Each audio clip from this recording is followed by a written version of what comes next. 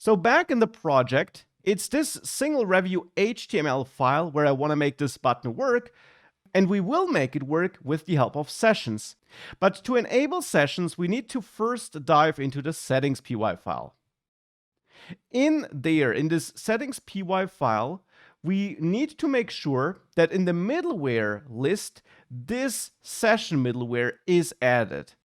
And by default, it should be added already. So then we don't need to do anything else, but you should make sure that this exists here. You also want to make sure that this Django-contrib-sessions app is part of the installed apps list.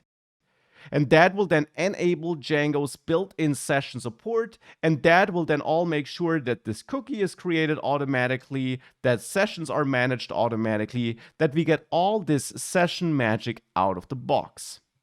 Now here in the settings.py file, we can also add a new setting at the bottom, for example, and add the session underscore cookie underscore age variable here. Here we can define how long a session cookie and therefore the session itself should survive.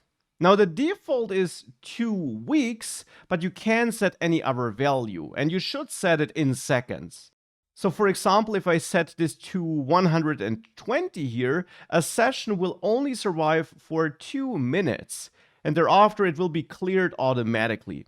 That might not be what we want, and I'm fine with the default of 2 weeks, but I want to make you aware of this setting, which allows you to control that age of the cookie and therefore of the overall session. There are more session settings you can set. The official docs are your friend as always, but as so often, the defaults will probably do the trick. And therefore now we made sure that sessions are available and enabled and work the way they should. Now let's see how we can make this button work and how we can utilize sessions.